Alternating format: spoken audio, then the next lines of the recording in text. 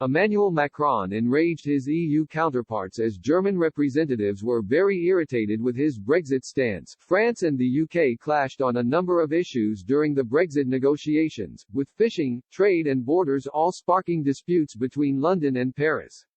President Emmanuel Macron was warned in December that he was playing a dangerous game by threatening to veto a Brexit trade deal. Mr. Macron's Europe minister said at the time, "We have to prepare for a risk of no deal, but this is not what we want. I still hope that we can have an agreement, but we will not accept a bad deal for France." This wasn't the first time Paris risked the prospect of a no-deal Brexit, as Mr. Macron infuriated other European leaders in 2019. At the time, then Prime Minister Theresa May had failed to get approval for her withdrawal agreement, and was looking for an extension.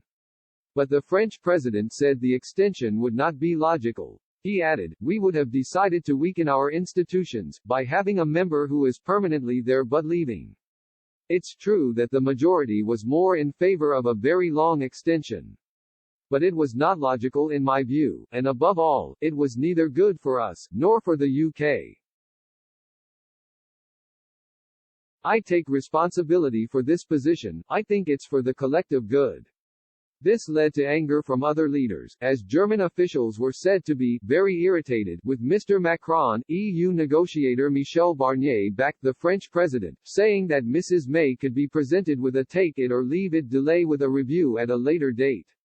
But this stance was described as nonsense, because as a member state the UK would have the right to veto any attempt to kick it out of the Union. Mrs. May was unable to get a deal through Parliament, a feat Prime Minister Boris Johnson achieved before also reaching a trade deal, implemented in January. After a deal was eventually met, Mr. Macron's ally Clement Beaune claimed that Brexit is not good for the EU.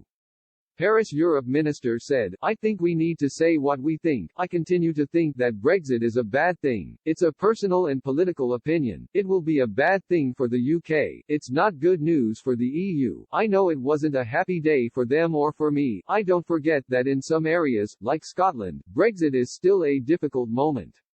Mr. Beaune said he hoped the UK would return to the EU one day.